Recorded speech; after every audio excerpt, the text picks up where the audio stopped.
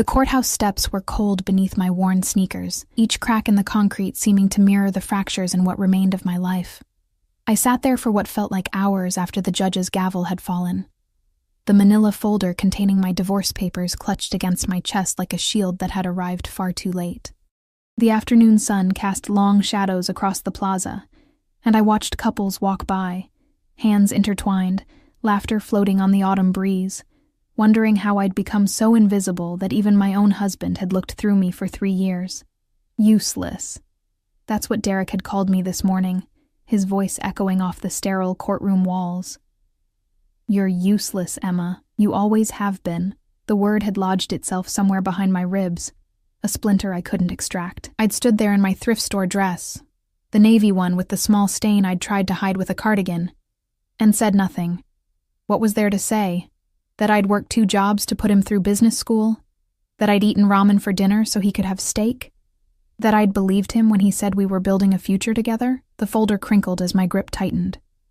Inside were the remains of Emma Chen, age 26. No assets, no savings, no home. Derek had made sure of that. His lawyer had been sharp and expensive, all tailored suits and knowing smiles, while I'd represented myself with printed internet forms and shaking hands. I should move. Find the bus stop. Figure out where I was going to sleep tonight since the apartment, our apartment, then his apartment, now someone else's apartment, was no longer mine. But my legs felt like lead, and the exhaustion that had been building for months pressed down on my shoulders like a physical weight. The smell of rain hung in the air, that electric ozone scent that promised a storm. I needed to move before it hit, but I couldn't seem to make my body cooperate. People passed by in blurs of color and sound, cell phone conversations, clicking heels, the rustle of shopping bags from stores I could no longer afford to even window shop at. "You okay, miss?" I looked up to find a security guard hovering nearby, his expression somewhere between concern and impatience. Of course. Even here, sitting on public steps, I was in someone's way. "I'm fine," I lied, forcing myself to stand. My knees protested, stiff from sitting too long. "Just leaving." He nodded, already turning away, and I wondered if he'd even remember this interaction 5 minutes from now. That's what I'd become. Forgettable. Disposable. Useless. The rain started as I reached the corner, fat droplets that quickly became a downpour. I had no umbrella. Of course I didn't. Derek had taken that too, along with everything else that wasn't nailed down.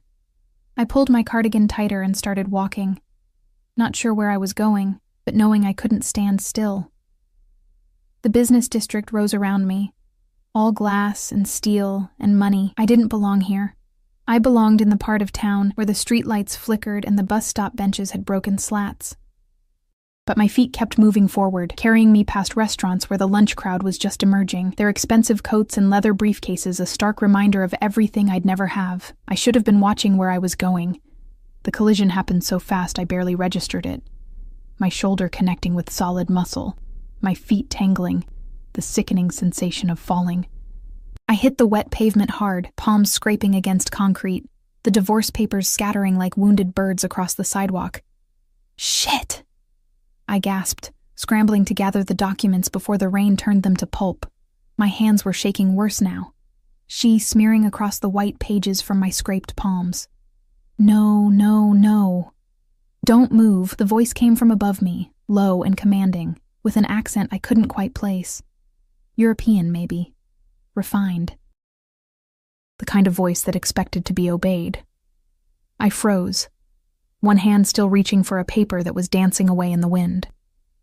Shoes appeared in my line of vision, expensive shoes, the kind that probably cost more than I made in a month. Black leather, perfectly polished despite the rain. They were followed by hands, large, capable hands, with a silver ring on the right index finger, gathering my scattered papers with efficient precision. I said, "Don't move," firmer this time. "You're bleeding." "I'm fine," I managed, but my voice came out smaller than intended. "I just need your papers." "Yes, I can see that." There was something almost amused in his tone now, though not unkind. "But you're leaving blood on them, which rather defeats the purpose of collecting them." I sat back on my heels, looking up for the first time, and the words died in my throat. The man standing over me was striking. That was the only word for it. Not handsome in the conventional sense. His features were too sharp for that, his jaw too hard, but compelling in a way that made it impossible to look away. Dark hair, slightly longer than fashionable, was slicked back from a face that could have been carved from marble. His suit was charcoal gray and fit him like it had been born there. And even in the rain, he seemed untouched by the weather, as if the water itself was afraid to dampen him. But it was his eyes that held me frozen. Dark, almost black, and completely unreadable. They studied me with an intensity that made me feel stripped bare, like he could see every failure, every inadequacy, every shameful secret I'd tried to bury. "I'm sorry," I stammered, trying to stand. My legs wobbled and I nearly went down again, but a hand, that hand with the silver ring, shot out and caught my elbow, steadying me with a grip that was firm but surprisingly gentle. "Careful." He didn't let go, even when I'd found my balance. "When did you last eat?" The question was so unexpected that I answered without thinking. "Yesterday. Breakfast, I think." Something flickered across his face, too quick to identify. "I see." He still had my papers. I could see them now, tucked under his other arm, protected from the rain by his body. The divorce decree was on top, Derek's signature a bold slash across the bottom. My shame, my failure, held casually against the expensive fabric of a stranger's suit. "I need those," I said, reaching for them. "I know." But he didn't hand them over. Instead, he looked past me, and I became aware of other presences, large men in dark suits, standing at careful intervals around us. One was holding an umbrella, waiting. Another had his hand inside his jacket in a way that made my stomach clench with sudden, instinctive fear. Who was this man? "There's a cafe," he said, those dark eyes returning to my face. 2 blocks north. My associate will take you there, get you cleaned up, buy you lunch. I don't need... You're swaying on your feet, your hands are bleeding, and you just told me you haven't eaten in over 24 hours. His tone didn't change, but somehow it became absolute. "You need lunch. I don't have money for... Did I ask if you had money?" He raised one hand, a barely perceptible gesture, and suddenly one of the suited men was there, umbrella extended over my head. "Go with Marcus. Eat. I'll have your documents dried and returned to you." "But I don't even know." "My name is Damien." He said it simply, like it should mean something. When my expression remained blank, something that might have been satisfaction crossed his features. "And you are?" "Emma. Emma Chen." "Well, Emma Chen." He pronounced my name carefully, like he was tasting it. "Go with Marcus. Consider it my apology for not watching where I was going. You weren't the one who..." Nevertheless. He was already turning away, my papers still tucked under his arm. "Marcus will make sure you're taken care of." I wanted to argue, wanted to snatch my papers back and run. But the man called Marcus was there, silent and imposing, and Damien was walking away with a confidence that suggested he'd never been told no in his life. The other suited men fell into formation around him, 1 in front, 2 behind. And they moved through the crowd like sharks through water, people unconsciously stepping aside without even knowing why. I watched until they disappeared around the corner, then looked up at Marcus. He was massive, probably 6'5", with a shaved head and a scar running through his left eyebrow. The kind of man you'd cross the street to avoid. But his eyes, when they met mine, were patient. "This way, miss," he said, his voice surprisingly soft. "Mr. Volkov doesn't like to be kept waiting."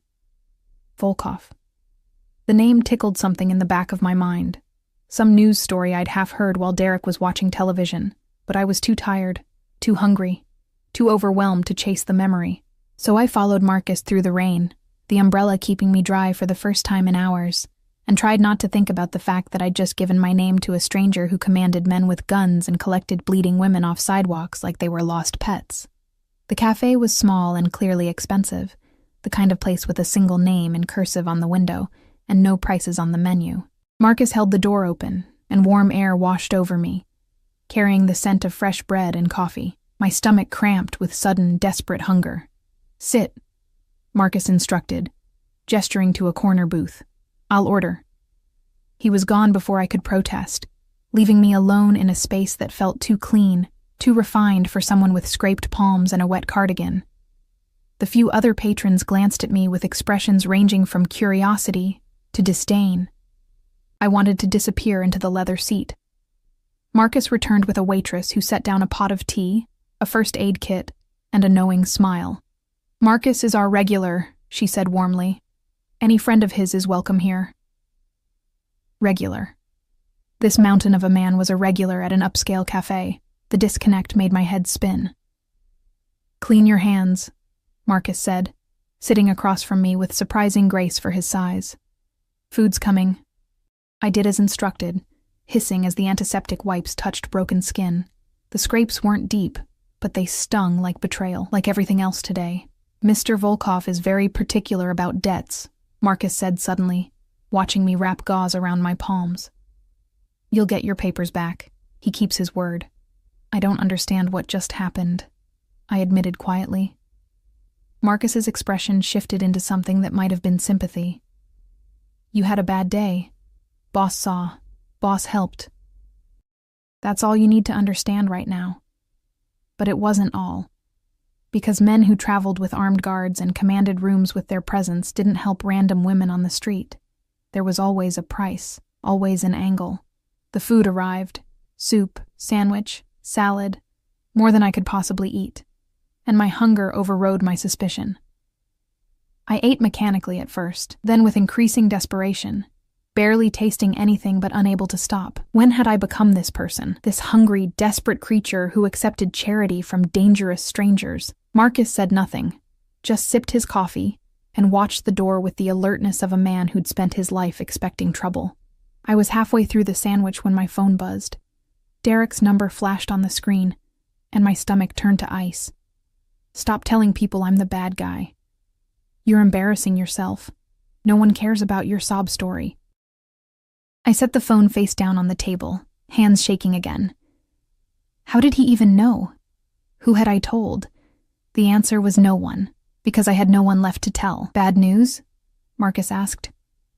"Just my ex-husband reminding me I'm useless," I said before I could stop myself. The words tasted like acid. Marcus's expression hardened. "The divorce that just finalized?" I nodded, not trusting my voice. "He'd take everything?" Another nod. Marcus leaned back, and something dangerous flickered across his features. "Boss doesn't like men who hurt women." "He doesn't even know me," I protested weakly. "Doesn't matter." Marcus pulled out his phone, typed something quickly, then set it aside. "You finished eating?" I looked at the half-empty plates, my stomach already protesting the amount I'd consumed. "Yes." "Thank you. Please tell Mr. Volkov thank you as well, and that I'll pay him back." "You won't." "It wasn't a suggestion, but you will come with me. Boss wants to return your papers personally." Fear spiked through my exhaustion. "Why?" Marcus stood, dropping cash on the table, far more than the meal cost. "Because he asked. That's reason enough." And somehow, impossibly, I found myself following Marcus back into the rain, toward a black SUV with tinted windows that screamed money and danger in equal measure. The door opened, and I saw Damien Volkov sitting in the back seat, my divorce papers, now dry and neatly organized, resting on the seat beside him. Our eyes met, and something in his expression made my breath catch. It wasn't kindness. It wasn't pity. It was something far more dangerous. It was interest. "Get in, Emma," he said softly, and it sounded like a promise and a threat all at once. "We need to talk about your ex-husband." I should have run. Every instinct I had left, the ones Derek hadn't ground down to dust over 3 years of marriage, screamed at me to turn around and disappear into the rain-soaked streets. But my feet carried me forward, and before I could second-guess the decision, Marcus's hand was on my elbow, guiding me into the SUV's leather interior. The door closed with a heavy, final sound, like a vault sealing, like a cage locking. Damien Volkov sat across from me in the spacious back seat, perfectly still in a way that reminded me of predators on nature documentaries, that eerie calm before the strike.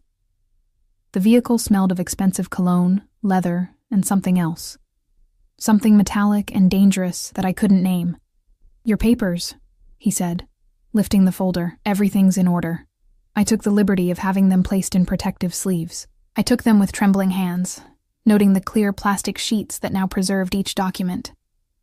The kind of attention to detail that spoke of resources I couldn't fathom. "Thank you. You didn't have to—" "Derek Matthews." He said the name like he was reading it off a list. "Married to you for 3 years, 2 months, and 16 days. Filed for divorce 8 weeks ago, citing irreconcilable differences. Received the apartment at 48 Arch22 Morrison Street, the 2019 Honda Civic, and approximately $47,000 in combined savings." My blood turned to ice. "How do you—" "You received nothing," he continued as if I hadn't spoken, those dark eyes fixed on my face with an intensity that made it hard to breathe. "No alimony, no division of assets, no spousal support, despite working 2 jobs to finance his MBA from Preston Business School." The folder slipped from my nerveless fingers. "You had me investigated. I had Marcus make a few phone calls while you ate." He leaned forward slightly, and I pressed back against the leather seat instinctively. "It took 20 minutes to learn everything about your marriage, Emma. Would you like to know what else I discovered?" "No." The word came out strangled. "I want to get out of this car. Do you?" His head tilted slightly, studying me. "Because from where I'm sitting, you have nowhere to go. No home. No family in the city. Your parents are deceased. Car accident when you were 19. No siblings. Your closest friend, Melissa Harper, moved to Seattle 6 months ago. You have $342 in your checking account and $17 in cash in your wallet." I was shaking now, fear and fury warring in my chest. "What do you want from me?" "Want?" Something like amusement flickered across his features. "I want to know why a woman who put her husband through business school, who worked herself into exhaustion for 3 years, who asked for nothing in the divorce, allows herself to be called useless." "You don't know anything about—" "I know that Derek Matthews is currently celebrating at Morton's Steakhouse with his business partner, Claire Stevens. The same Claire Stevens he's been sleeping with for the past 14 months. The same Claire Stevens whose father gave him the capital to start his consulting firm, the firm he built using your design templates and client research." Each word was a knife, precise and devastating. I'd known about Claire. Of course I'd known. But hearing it spoken aloud by this stranger, in this car that probably cost more than I'd earned in my entire life, made it real in a way it hadn't been before. "Why are you telling me this?" My voice broke on the last word. Damien was quiet for a long moment, those unreadable eyes searching my face.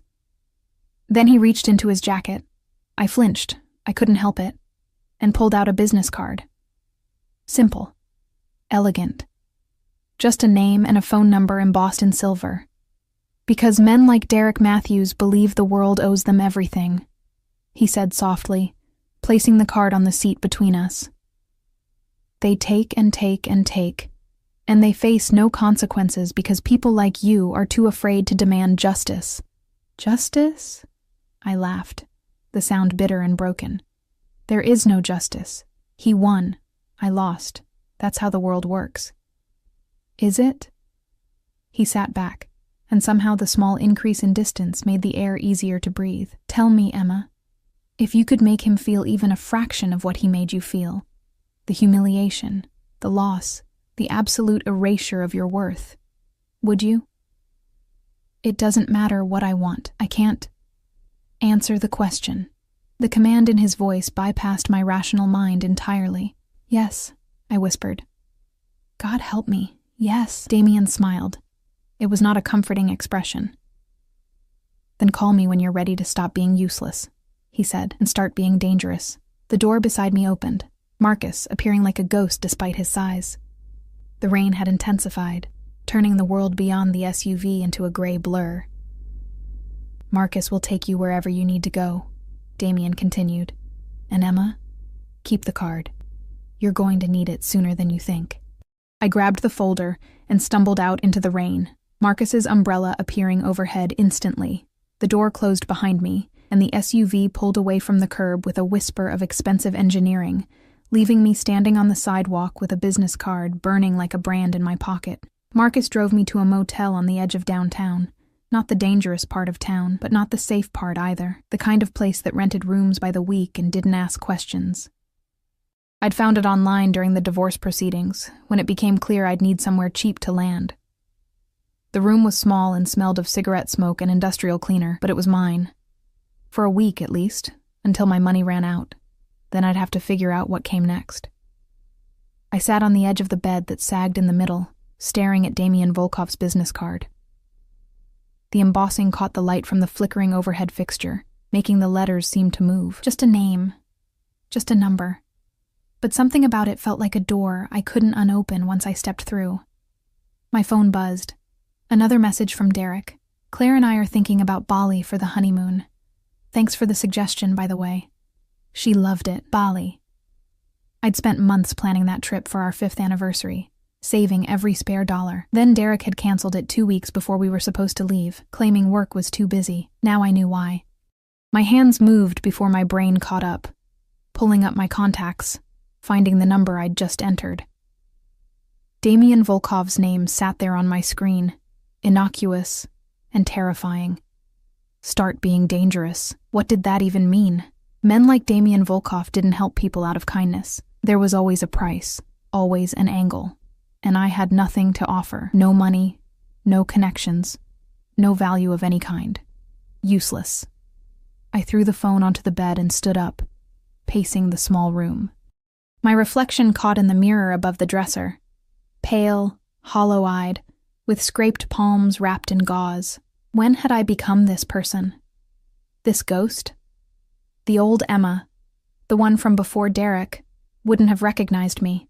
That Emma had been confident, creative, full of dreams about starting her own design company. She'd believed in herself, believed in love, believed the world was fair if you just worked hard enough. 3 years had beaten that Emma into submission, reshaped her into something small and silent and convenient, into someone who apologized for existing, into someone who accepted useless as truth rather than cruelty. I picked up my phone again, Derek's message still glowing on the screen. The old Emma would have cried, would have blamed herself, would have wondered what she'd done wrong to deserve this. But something had shifted in the back of that SUV, in those moments when Damian Volkov had looked at me like I was a puzzle to solve, rather than a problem to ignore. Something small and fierce had woken up in my chest, stretching after a long hibernation. I typed out a message before I could stop myself. How did you know I was thinking about Bali? The response came within seconds. I know everything about you, Emma. I always have. My stomach turned. He'd been planning this. All of it. The divorce, Claire, the humiliation. He'd probably laughed about it with her. This final twist of the knife. I looked at Damian's card again. Then I made the call. He answered on the first ring, his voice smooth and unsurprised. Emma, I thought you might need a few days. What do you want from me? I asked, my voice steadier than I felt, in exchange for whatever it is you're offering. Men like you don't help people for free. Men like me. There was amusement in his tone. You've known me for 3 hours. What kind of man do you think I am? The dangerous kind. Good. You're smarter than your ex-husband gave you credit for. I heard the sound of liquid being poured, ice clinking against glass.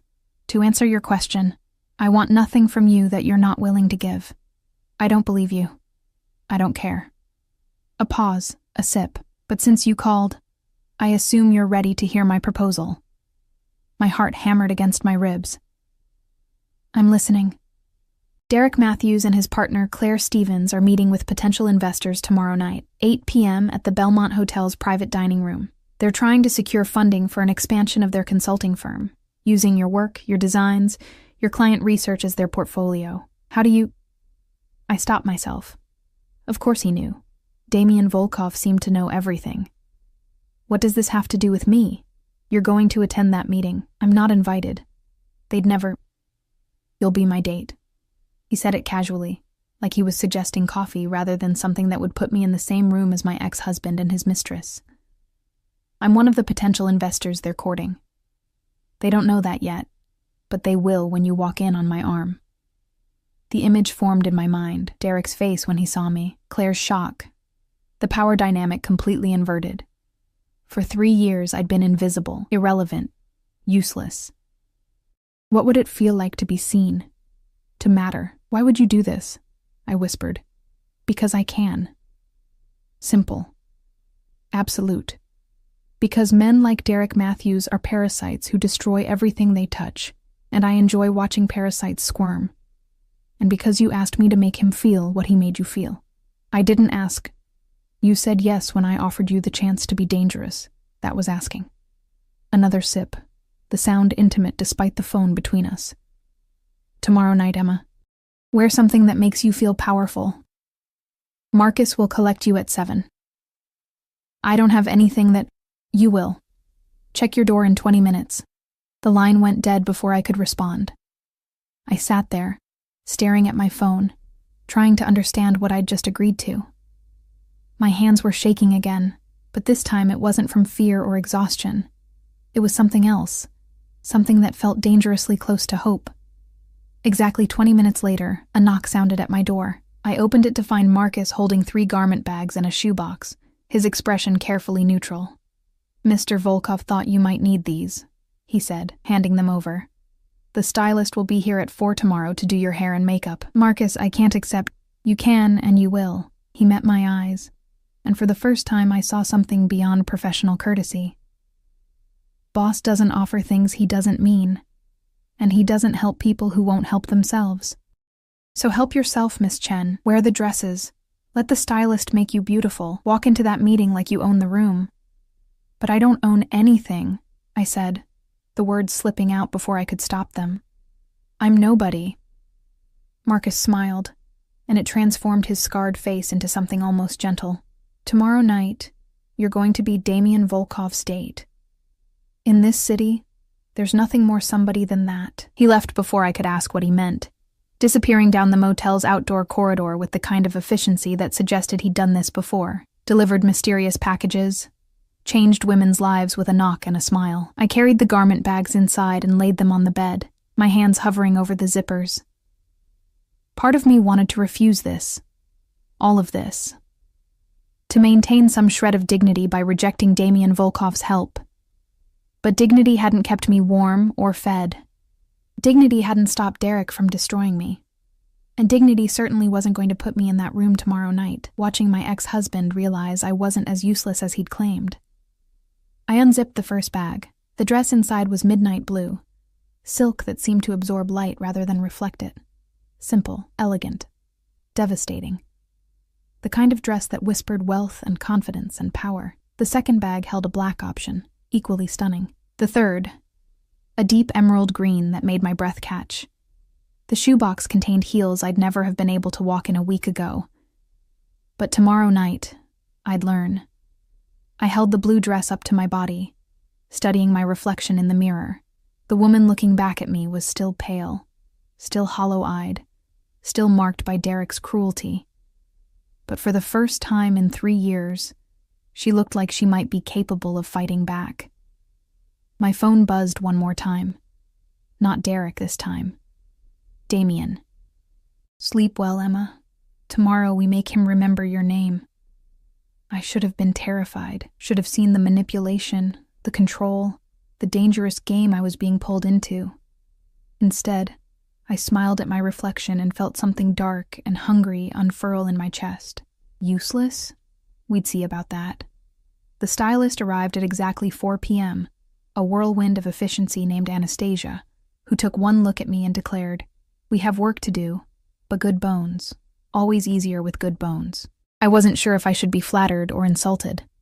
She transformed the dingy motel room into a makeshift salon, spreading out tools and products with the precision of a surgeon preparing for a complex operation. Her assistant, a quiet young man named Jin, set up lighting and mirrors while Anastasia circled me like a predator assessing prey. "Mr. Volkov said to make you unforgettable," she mused, tilting my chin up to study my face. "He has excellent taste. This will be..." "Yes, this will be fun."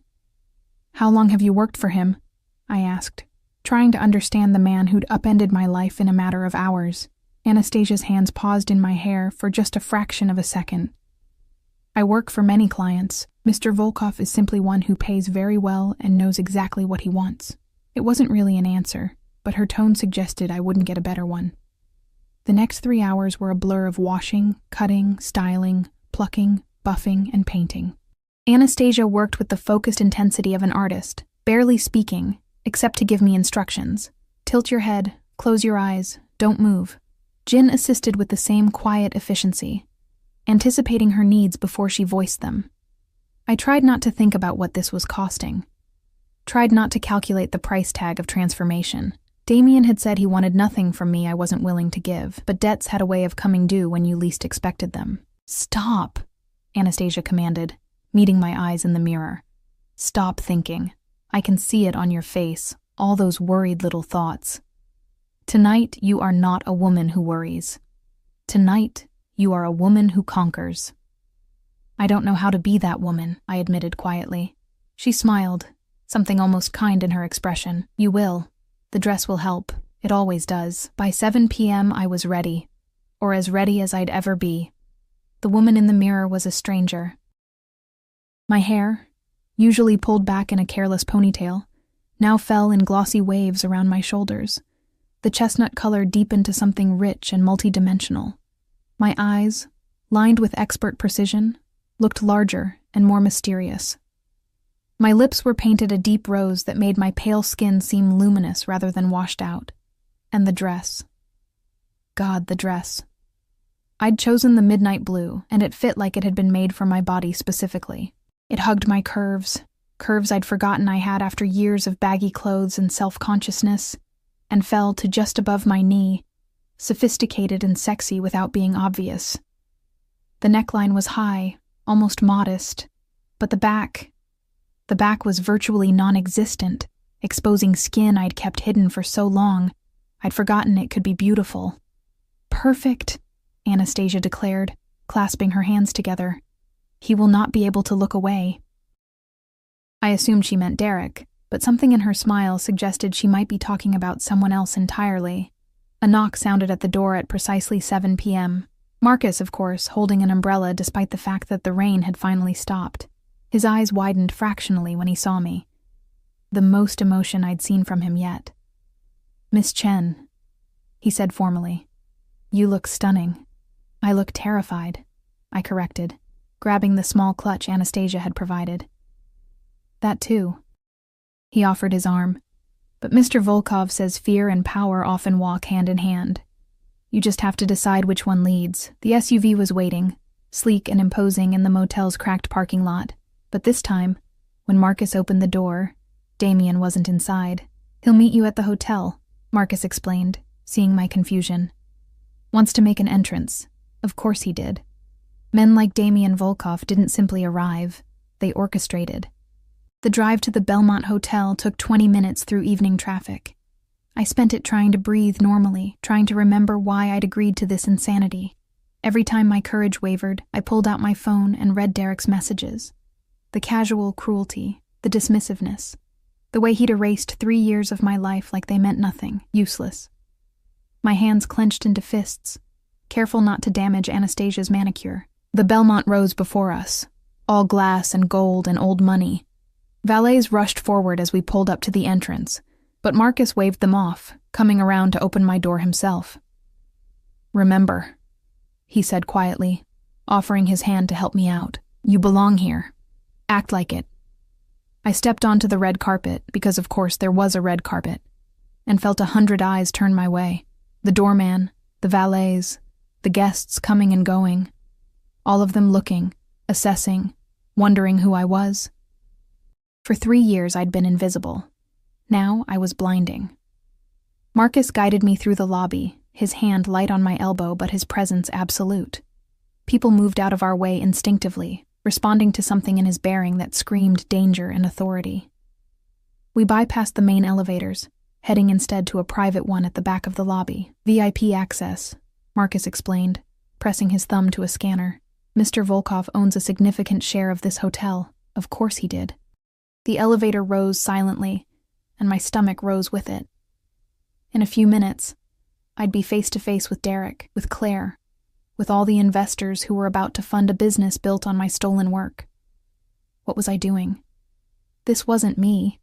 I wasn't the kind of person who played games or sought revenge or walked into fancy hotels on the arm of dangerous men, except maybe I was. Maybe I'd always had this inside me, waiting for someone to give me permission to be something other than small and silent and convenient. The elevator doors opened onto a private corridor, plush carpet muffling our footsteps. Marcus led me to a set of double doors at the end, and I could hear voices inside, laughter, the clink of glasses, Derek's voice rising above the others in that confident tone he'd perfected. "I should warn you," Marcus said, hand on the door handle. "Mr. Volkov has a flair for the dramatic. Don't be startled by whatever happens next." Before I could ask what he meant, the doors swung open. The private dining room was stunning. Crystal chandeliers, floor-to-ceiling windows overlooking the city, a table set for 12 with china that probably cost more than my monthly rent. 8 people were already seated, champagne glasses in hand, and every single one of them turned to look at me. But I only saw Derek. He sat at the head of the table, Claire beside him in a red dress that screamed trying too hard. His expression when he saw me was everything I'd hoped for. Shock, confusion, and something that might have been fear flickering across his features before he managed to school them into false confidence. "Emma?" He half rose from his seat. "What are you doing here?" I opened my mouth to answer, but a voice came from behind me instead. "She's with me." Damien Volkov stepped into the doorway, and the temperature in the room seemed to drop 10 degrees. He was devastating in a black suit that made his earlier outfit look casual. His hair swept back, those dark eyes scanning the room with the kind of assessment that made grown men shift uncomfortably in their seats. His hand found the small of my exposed back, warm and possessive, and I fought not to shiver at the contact. "Ladies and gentlemen," he said smoothly, guiding me into the room with that same effortless authority. "My apologies for the late arrival. Traffic was abominable." Derek's face had gone pale. "Mr. Volkov, I didn't realize we weren't expecting—" "No?" Damien's eyebrows rose in polite surprise. "How strange. I received a very enthusiastic pitch from your partner, Ms. Stevens, just last week. Something about a consulting firm with revolutionary client engagement strategies." Claire had frozen, her champagne glass halfway to her lips. She looked between Damien, me, and Derek with growing panic. "I thought it prudent to investigate before committing significant capital," Damien continued, pulling out a chair for me directly across from Derek. His hands lingered on my shoulders for a moment, a clear claiming that made Derek's jaw clench. And imagine my surprise when I discovered that the brilliant mind behind these revolutionary strategies was not, in fact, either of you. The silence that followed was absolute. "I don't know what you've heard," Derek started, finding his voice. "But Emma was just what?" Damien's voice cut like a blade. "Just your wife who designed every template in your portfolio? Just the woman who conducted all your market research? Just the person who built your client engagement framework from the ground up while you were getting your MBA?" He moved around the table with predatory grace, never taking his eyes off Derek. The other investors, successful-looking men and women in expensive suits, watched with the fascination of people witnessing a car crash. "Mr. Volkov," Claire interjected, her voice shaking slightly. "I think there's been some misunderstanding. Emma was involved in the early stages, certainly, but the real innovation came from you." Damien turned those dark eyes on her, and she actually shrank back in her seat. "The woman whose previous job was in HR? Whose educational background is in communications? Who has never, in her entire professional career, demonstrated any aptitude for business strategy or client management?" Claire's face flushed red. "That's not fair. You don't know." "I know everything, Ms. Stevens." He said it simply, a statement of fact rather than a boast. "I know that you began your affair with Mr. Matthews 14 months ago. I know that your father provided the seed capital for this firm in exchange for a promised return that you have no realistic way of delivering. I know that every single client you've retained was initially contacted and researched by Emma, and that your retention rates have dropped 43% since she left." Derek shot to his feet. "Now wait just a minute. Sit down." Damien didn't raise his voice, but Derek sat like a puppet with cut strings. "I'm not finished. My heart was hammering so hard I thought everyone must be able to hear it." Damien's hand found my shoulder again, a steady presence that kept me grounded as he systematically dismantled Derek's facade.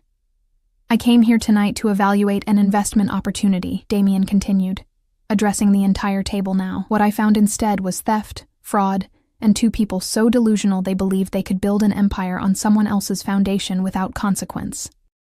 One of the other investors, a silver-haired woman in pearls, leaned forward. "Mr. Volkov, these are serious allegations. Do you have proof?"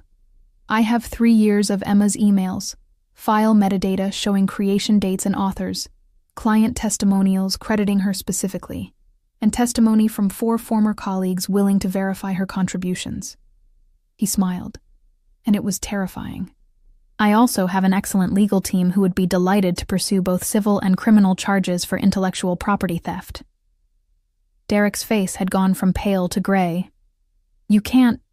She signed an NDA when we divorced. She has no rights to—" "An NDA signed under duress without legal representation in exchange for nothing." Damien's voice was ice. "Do you really want to test how that would hold up in court, Mr. Matthews?" The room had gone so quiet I could hear the city sounds through the windows. Distant traffic, wind against glass, the beat of my own heart. "What do you want?" Derek finally asked, and his voice was small, defeated, the way mine had been in the courthouse. Damien looked down at me, his expression softening fractionally. "That's not my decision to make." Every eye in the room turned to me. For 3 years I'd had no voice, no power, no choice in anything that mattered. Derek had made every decision, controlled every aspect of our lives, reduced me to something so small I'd forgotten I was ever anything else. Now, with Damien Volkov's hand on my shoulder, and Derek Matthews looking at me like I held his entire future in my hands, I remembered. I stood slowly, smoothing the midnight blue dress, feeling the weight of the room's attention. It should have been terrifying. Instead, it felt like coming home. "I want my name," I said quietly. "On every template, every strategy document, every piece of work I created. I want public acknowledgement of my contributions, and I want 50% of the company I built while you took credit and called me useless."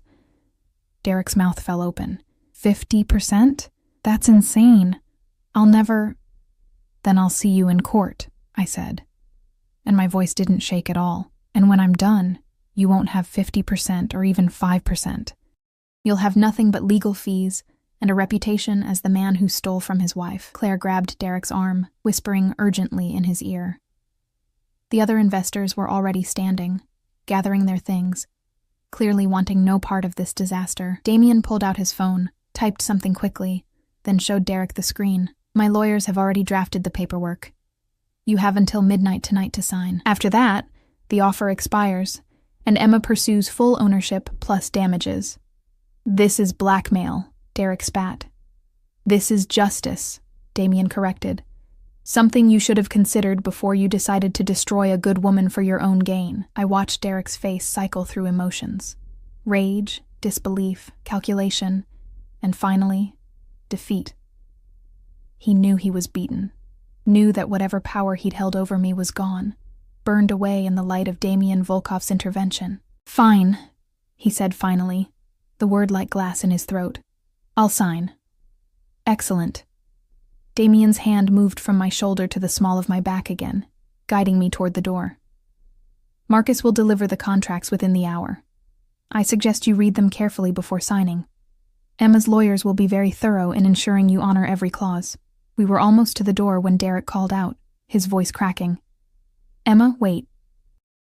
I turned, and for just a moment, I saw the man I'd married, young, uncertain, almost vulnerable. The man who'd promised me forever and then forgot what the word meant. "I never meant to." He stopped, swallowed hard. "You weren't really useless. I needed you to believe you were, so you wouldn't leave." The admission hung in the air between us, ugly and honest. "I know," I said softly. That's what made it unforgivable. Then I walked out on Derek Matthews' life the same way he'd walked out on mine, without looking back. The elevator doors closed on Derek's devastated face, and the silence that followed felt like standing in the eye of a hurricane. Damien stood beside me, close enough that I could feel the heat radiating from his body, but he didn't touch me, didn't speak. just watched the numbers descend with that same unsettling calm. My hands were shaking. Now that the adrenaline was fading, the full weight of what had just happened crashed over me like a wave. I'd just demanded 50% of a company. I'd stood up to Derek. I'd... Breathe, Emma. Damien's voice cut through my spiraling thoughts. You're hyperventilating. I pressed a hand to my chest, trying to slow my racing heart. I can't believe I just did that. I can't believe you. What if he doesn't sign? What if he calls your bluff about the lawyers and the evidence and... It wasn't a bluff. He turned to face me fully, and in the elevator's confined space, he seemed even larger, more overwhelming. Every word I said was true. I have the evidence. I have the lawyers. And by midnight tonight, you'll have exactly what you deserve. Why? The question burst out of me. Why are you doing this? You don't know me. You don't owe me anything. Men like you don't just help random women off the street unless there's something in it for them. His expression shifted, something dark and complicated flickering in those bottomless eyes. You're right. I don't. My stomach dropped. So what's the price? What do you want from me? The elevator chimed, doors opening onto the lobby. Damien stepped out without answering, and I had no choice but to follow, my heels clicking against marble as I hurried to keep up with his longer stride. Marcus materialized from somewhere, falling into step behind us with that ghost-like efficiency. The lobby was busier now, evening guests checking in, couples heading to the restaurant. All of them parted for Damien like the Red Sea, some instinct warning them to get out of his way. A few stared at me, the woman in the midnight blue dress on the arm of the most dangerous man in the room. We didn't go to the SUV. Instead, Damien guided me toward a private elevator bank I hadn't noticed before, his hand once again finding that possessive place on my lower back. The touch was becoming familiar, almost comforting, which should have terrified me more than it did. Where are we going? I asked as he pressed his thumb to another scanner. Somewhere we can talk without your ex-husband's lawyers potentially recording the conversation. The elevator opened into what was clearly a private residence, the penthouse. Of course. After you. I should have refused, should have demanded answers before stepping into a billionaire's apartment alone. But my feet carried me forward, drawn by some combination of curiosity, exhaustion, and the growing awareness that Damien Volkov was the most interesting thing that had happened to me in years. The penthouse was stunning, all floor-to-ceiling windows, modern furniture, and art that probably belonged in museums. But it was also strangely impersonal, like a very expensive hotel suite rather than someone's home. Do you actually live here? I asked, moving toward the windows. The city sprawled below us, lights flickering like fallen stars. Sometimes. He shrugged off his jacket, draping it over a chair, and began rolling up his shirt sleeves. The gesture was oddly intimate, domestic in a way that didn't match the man. I have several properties. This one is convenient for business. Business. I turned to face him, drawing on the courage that had carried me through the confrontation with Derek. Like destroying my ex-husband's company? Is that what you do? Find broken people and offer them revenge? Is that what you think tonight was? He moved to the bar, pouring 2 glasses of something amber and expensive. Revenge? Wasn't it? No. He crossed to me, holding out one of the glasses. Tonight was about returning what was stolen. There's a difference. I took the glass but didn't drink. You still haven't answered my question. What do you want from me? Damien was quiet for a long moment, studying me with that intensity that made me feel like he could see straight through to my bones.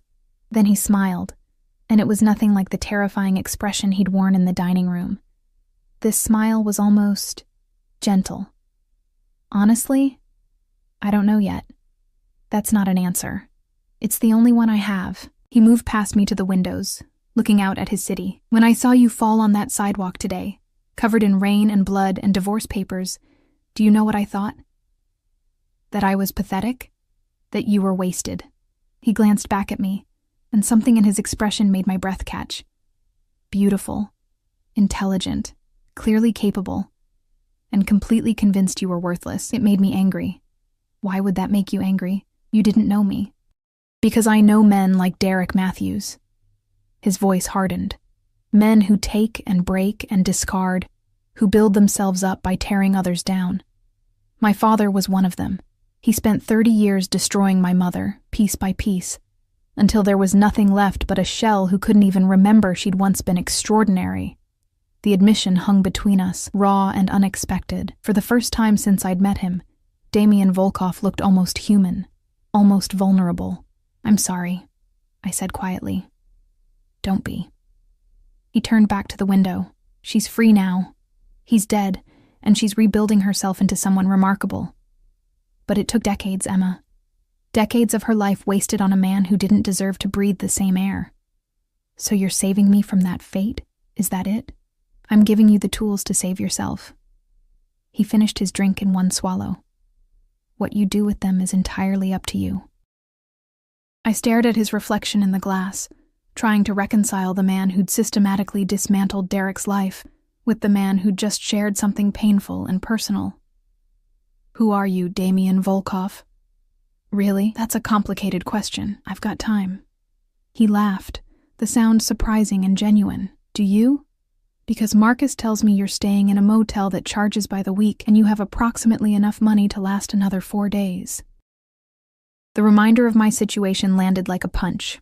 In the chaos of the evening, I'd almost forgotten that I had nowhere to go after tonight. No home, no job, no plan beyond making Derek feel a fraction of what he'd made me feel. "I'll figure something out," I said, hating how small my voice sounded. "You will." Damian set his glass down and moved toward me with that predatory grace.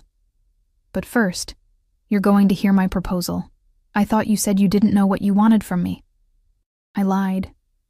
He stopped close enough that I had to tilt my head back to meet his eyes. "I know exactly what I want, Emma. I'm just not sure you're ready to hear it." My pulse hammered in my throat. "Try me." "I want you to work for me." Of all the things I'd expected him to say, that wasn't on the list. "Work for you? Doing what?" "What you did for Derek, but with actual recognition and compensation." He began to pace, energy thrumming through him now. "I acquire companies, Emma. Struggling businesses, failing ventures, organizations hemorrhaging money because they have no idea how to engage with their clients or streamline their operations. You have a gift for seeing what's broken and knowing how to fix it. I want that gift working for me instead of wasting away in whatever dead-end job you'd settle for out of desperation. I don't have a degree. I don't have experience beyond... You have 3 years of building a consulting firm from nothing while your husband took credit. You have a mind that sees patterns and solutions where others see chaos. And you have something even more valuable. You're hungry." His eyes locked on mine. Hungry people work harder, think faster, fight fiercer. Derek tried to starve that out of you, but it's still there. I saw it tonight when you demanded what was yours. I shook my head, overwhelmed. "This is insane. You can't just offer someone a job because you saw them fall down on the sidewalk." "I can do whatever I want." He said it simply, a statement of fact.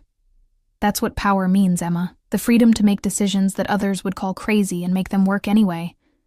And if I say no, then Marcus will take you back to your motel, Derek will sign the papers, and you'll have 50% of a company you can sell or run as you see fit. Your life, your choice. He moved closer, close enough that I could smell his cologne. Something dark and expensive and distinctly him. "But if you say yes, I'll give you an apartment, a salary that will make Derek's income look like pocket change, and the chance to prove to yourself that you were never useless, just underestimated." My head was spinning. This morning I'd been sitting on courthouse steps, convinced my life was over. Now I was standing in a billionaire's penthouse, being offered a job and an apartment, and a future I'd never even dreamed of reaching for. "What's the catch?" I whispered. "The catch is that you'll work harder than you've ever worked in your life. That you'll be challenged and pushed and forced to grow beyond what you think you're capable of. That you'll owe your success to no one but yourself, which means you can't hide behind excuses or self-pity when things get difficult. That's it? Just work hard? Just work hard." He smiled slightly. "Though I should warn you, I'm not an easy man to work for. I demand excellence. I don't tolerate excuses, and I have very little patience for incompetence." "Sounds familiar." The words slipped out before I could stop them. "I'm nothing like your ex-husband." His voice dropped. dangerous, and soft. When I push you, it will be because I see your potential and refuse to let you waste it. When I challenge you, it will be because I know you can meet that challenge. And when I reward you, it will be because you earned it, not because I'm trying to keep you small and dependent. The difference between his intensity and Derek's manipulation should have been obvious. But 3 years of abuse had taught me to distrust any man who claimed to want what was best for me. I need time to think, I said. No, you don't. He tilted his head, studying me. You're going to say yes because the alternative is going back to that motel room and spending the next weeks or months rebuilding a life from nothing, while Derek and Claire walk away with barely a scratch. You're going to say yes because some part of you is tired of being afraid. And you're going to say yes because you want to know what it feels like to be dangerous. He was right. God help me. He was right about all of it. Yes, I breathed. Damien's smile was triumphant. Good. Marcus will move you into one of my properties tomorrow. It's secure, furnished, and close to the office. You'll start on Monday. That's 3 days away. You need a weekend to rest and prepare. Trust me, you'll want it. He pulled out his phone, typed something quickly. I'm sending you the address and access codes now. Take the weekend to settle in, buy whatever you need. There's a company card being couriered to you in the morning. Damien, I can't just accept. You can, and you will. He pocketed his phone and moved toward the elevator. Marcus is waiting downstairs. He'll take you back to the motel to collect your things, then to your new apartment. I followed him, my mind reeling with how quickly my entire life had changed. At the elevator, I turned to face him, needing to understand one more thing. Earlier, you said your mother rebuilt herself after your father died. How? His expression softened. She remembered who she was before he convinced her she was nothing. Then she became that woman again, only stronger. He reached out, tucking a strand of hair behind my ear in a gesture that was surprisingly tender. You'll do the same, Emma. I have no doubt. The elevator opened, and Marcus was indeed waiting, but before I could step inside, Damien caught my wrist, his thumb pressing against my racing pulse. One more thing, he said quietly. Derek was wrong about you. You were never useless. You were just with the wrong man. Then he released me and stepped back, and I had no choice but to enter the elevator, my wrist still tingling from his touch. As the doors closed, I caught one last glimpse of Damien Volkov standing in his penthouse, watching me leave with an expression I couldn't quite read. It should have frightened me. The intensity, the control, the way he'd rearranged my entire life in less than 24 hours. Instead, for the first time in 3 years, I felt alive. The apartment Damien had arranged was nothing like I'd expected. I'd braced myself for something cold and modern, all glass and steel like his penthouse. Instead, Marcus delivered me to a converted brownstone in a quiet, tree-lined neighborhood I'd only ever walked through while dreaming of a different life. The building was elegant without being ostentatious. The kind of place where young professionals and small families lived, where people walked dogs and knew their neighbors' names. The apartment itself was on the 3rd floor, spacious and warm with exposed brick walls, hardwood floors that gleamed in the morning light, and furniture that looked lived in rather than staged. There were bookshelves waiting to be filled, a kitchen with actual counter space, and windows that overlooked a small park where children were already playing despite the early hour. Mr. Volkov thought you'd prefer something that felt like a home, Marcus explained, setting down the single garbage bag that contained everything I owned, rather than just a place to sleep. I turned in a slow circle, taking it all in. How did he know what I'd prefer? He doesn't know me. Marcus's expression suggested he knew something I didn't. Boss has good instincts about people. Trust them. He left me there with instructions to rest, a folder containing building information and emergency contacts, and a reminder that the company card would arrive by noon. Then I was alone in an apartment that was mine, but also somehow Damien's, surrounded by silence that felt more significant than any I'd experienced before. I spent Saturday in a daze, alternating between exploring my new space and convincing myself this was real. The company card arrived as promised, delivered by a courier who had me sign for it like it was made of gold. Maybe it was. The black metal was heavy in my hand. Damien's company logo embossed in silver. My name printed below it. Emma Chen. Not Emma Matthews, not Derek's wife. Just me. I used it to order groceries, then immediately panicked about whether that was appropriate.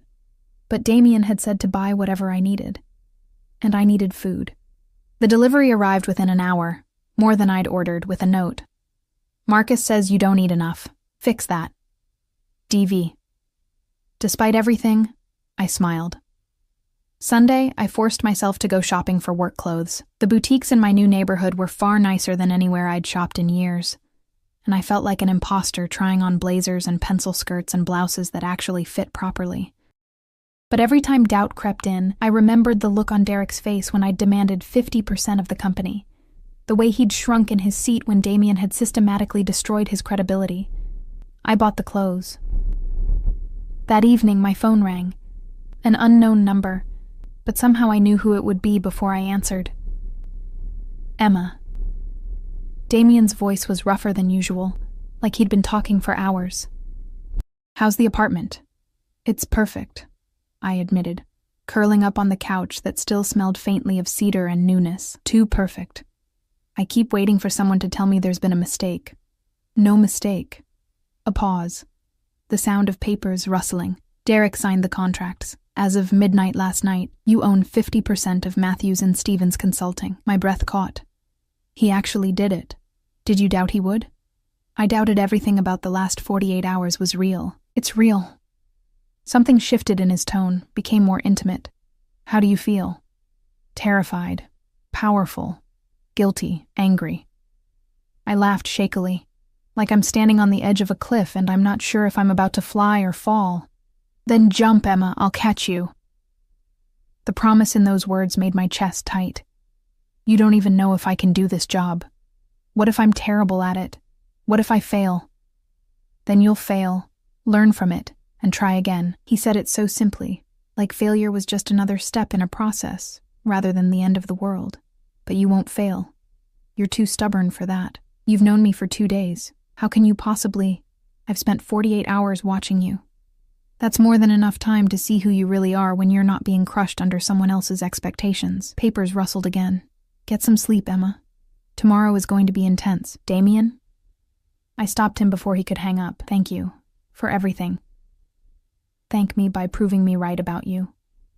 His voice softened. Good night, Emma. The line went dead, leaving me alone with my racing thoughts and the growing realization that Damien Volkov had somehow become the most important person in my rapidly transforming life. Monday morning arrived with crisp autumn sunshine and a level of anxiety that made me nauseous.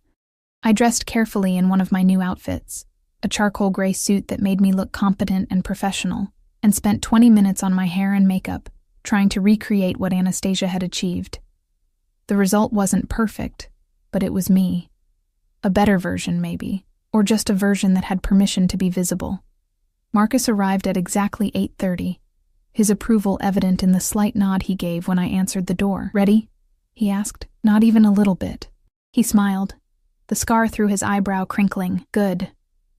Means you're taking it seriously. The drive to Volkov Industries took 15 minutes through morning traffic. The building rose 30 stories above the financial district, all dark glass and sharp angles that screamed power and money. My stomach churned as we pulled into the underground parking garage, past security that waved Marcus through without question. We took a private elevator, of course, directly to the 28th floor. The doors opened onto a reception area that was elegant but not cold, with a stunning view of the city and a receptionist who smiled warmly when she saw Marcus. You must be Emma, she said, standing to shake my hand. I'm Patricia. Mr. Volkov asked me to show you to your office when you arrived. My office? I looked at Marcus, confused. I thought I'd be in a cubicle or something. Mister. Volkov doesn't do cubicles, Patricia said, leading me down a corridor lined with glass-walled conference rooms and offices. Here we are. She opened a door to a corner office that made my breath catch. It wasn't huge, but it had windows on 2 walls, a proper desk with a computer already set up, and bookshelves that matched the ones in my apartment. There was even a small sitting area with a couch and coffee table. This can't be mine, I whispered. It is. Damien's voice came from behind me, and I turned to find him leaning against the doorframe, watching my reaction with those unreadable dark eyes. He looked different here, still devastating in a navy suit, but somehow more grounded. This was his domain. Do you like it? It's too much. I don't deserve... Stop. He pushed off the doorframe and entered the office, his presence immediately filling the space.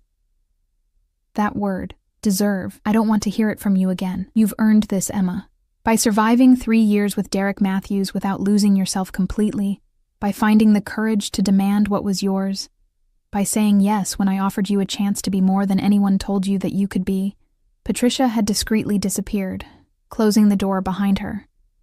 We were alone, and the air between us felt charged with something I couldn't name. I don't know how to do this, I admitted. I don't know how to be the person you think I am. Then learn. He moved closer, and I had to resist the urge to step back. I have a project for you. A small acquisition. A boutique design firm that's hemorrhaging clients because they can't manage relationships. I want you to assess what's broken and design a strategy to fix it. When do you need it by? End of the week. My eyes widened. That's impossible. I'd need to review their client history, interview staff, analyze their processes, then you'd better get started. He smiled slightly. All the files are on your computer. My assistant Grace will coordinate any meetings you need. And Emma? Yes? I'll be watching. Not because I doubt you, but because I want to see you succeed. He turned toward the door, then paused. Oh, and the company has a strict policy about working through lunch. Grace will make sure you eat. Before I could respond, he was gone, leaving me alone in my office with an impossible deadline and the strangest feeling that I was exactly where I was supposed to be. The week that followed was the most intense of my life. I threw myself into the project with a desperation that bordered on obsession, arriving early and staying late, reviewing files until my eyes burned and my back ached from sitting too long. The design firm, a small company called Artemis Creative, was a mess of mismanaged expectations, poor communication, and talented people being held back by incompetent leadership. It reminded me painfully of my own situation with Derek. But unlike with Derek, I had the power to fix it. I interviewed every employee, reviewed every client complaint, mapped out every failure point in their process. Then I designed a complete overhaul. New communication protocols, client management software, restructured teams based on actual skills rather than seniority. By Thursday evening, I had a 50-page presentation ready. By Friday morning, I was terrified. Damien had called a meeting for 9 a.m. in the main conference room. I arrived at 8:30, my hands shaking as I set up the projector and arranged my notes. Grace brought me coffee and a reassuring smile, but nothing could calm the voice in my head, screaming that I was about to fail spectacularly in front of the man who'd given me everything. Damien arrived at exactly 9, followed by 3 other executives I recognized from the company website. He took the seat at the head of the table, his expression professionally neutral, and gestured for me to begin. I don't remember most of what I said. The presentation flowed out of me. Data, analysis, recommendations, projected outcomes. I showed them the broken pieces and how they fit together, explained why the current leadership was failing, detailed exactly how to transform Artemis Creative from a sinking ship into a profitable acquisition. When I finished, silence filled the room. Damien leaned back in his chair, studying me with that intensity I'd come to recognize. Questions? He asked the other executives. For 20 minutes they grilled me, challenged my assumptions, questioned my data, pushed back on my recommendations, and for 20 minutes I held my ground, defending my work with a confidence I didn't know I possessed. When the last question had been answered, Damien stood. Thank you, Emma. We'll discuss and get back to you. My heart sank. That was corporate speak for nice try, but no. I gathered my materials with shaking hands, trying not to let my disappointment show. I'd failed. My first real project, and Emma.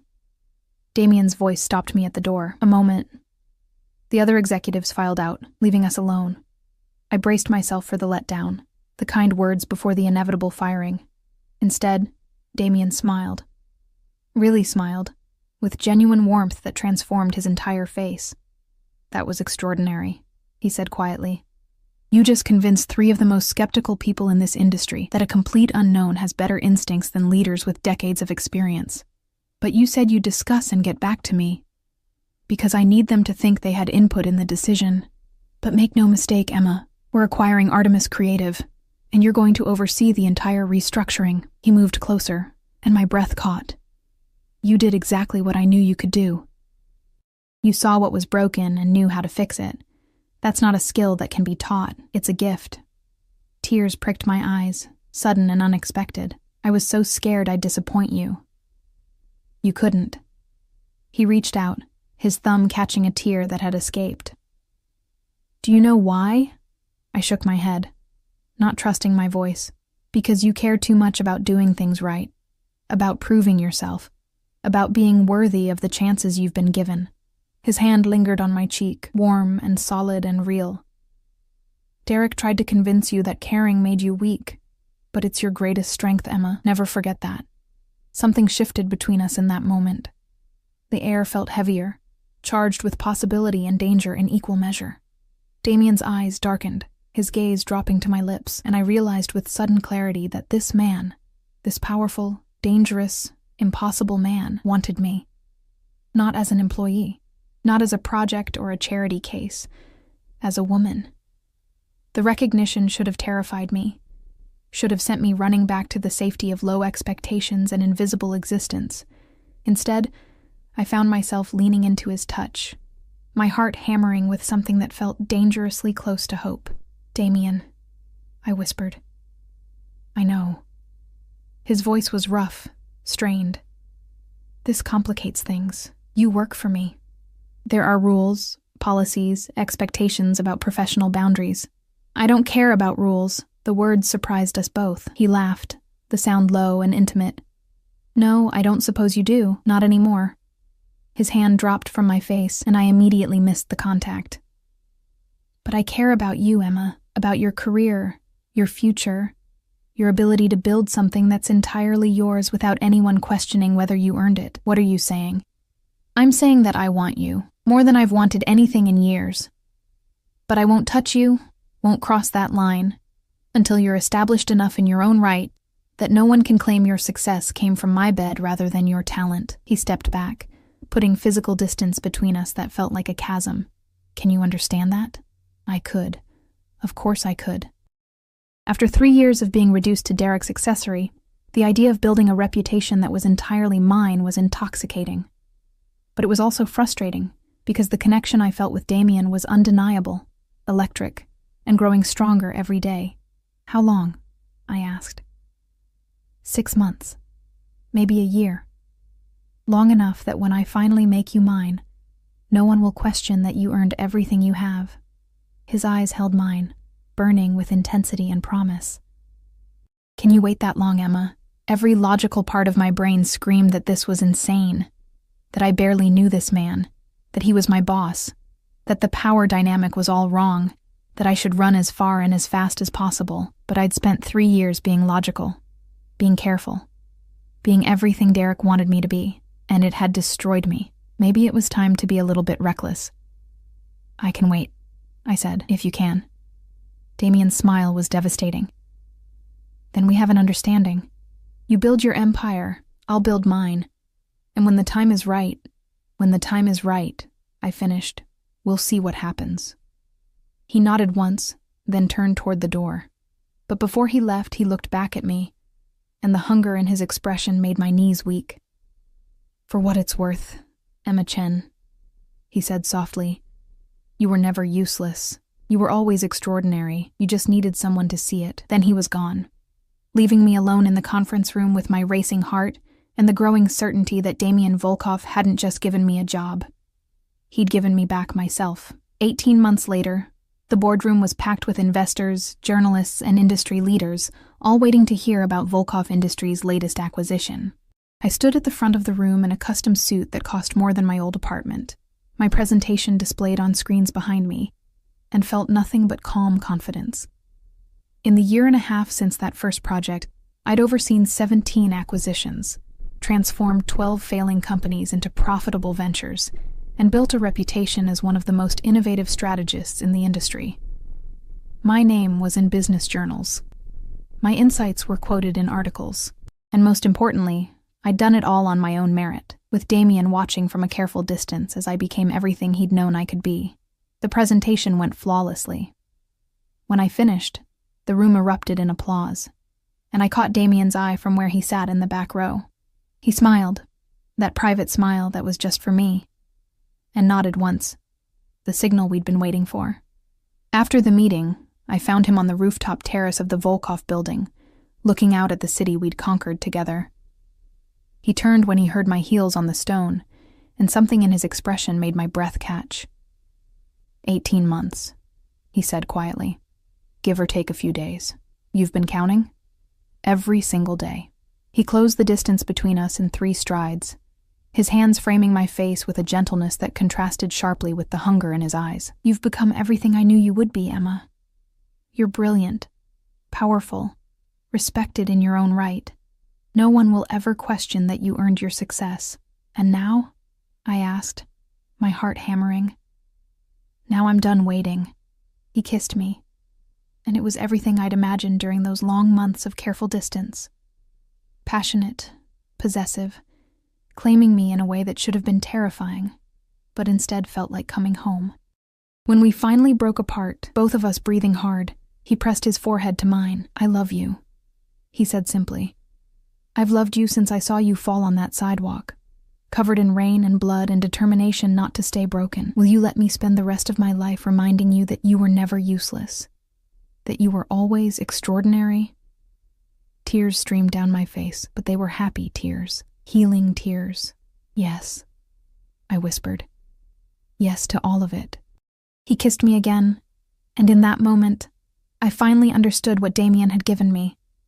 Not just a job or an apartment or a second chance. He'd given me the space to become myself again. The Emma I'd been before Derek, only stronger, fiercer, more fully realized. And now, with my empire built and my worth proven beyond question, I was free to choose him, not because I needed him to save me, but because I wanted to build a life alongside someone who'd always seen my strength even when I couldn't. Take me home, I murmured against his lips. Our home, he corrected, and the possessiveness in his voice sent shivers down my spine. The penthouse has been empty without you. I thought you wanted to wait until you were ready to be mine without doubt or hesitation. His arms tightened around me. Are you ready, Emma? I thought about the broken woman on the courthouse steps, convinced she was useless and invisible. Then I thought about the woman I'd become. Confident, successful, powerful in her own right. The journey between those two versions of myself had been painful and terrifying and absolutely necessary. And now, finally, I was ready. I'm ready, I said. Take me home, Damien. He swept me into his arms, carrying me toward the private elevator like I weighed nothing, and I laughed, genuinely, freely, with a joy I'd thought Derek had killed forever. But he hadn't. He'd only buried it, and Damien Volkov had given me the tools to dig it back up, dust it off, and let it shine brighter than ever before. My ex had called me useless, but Damien had shown me the truth. I was extraordinary, and this time I'd never forget it.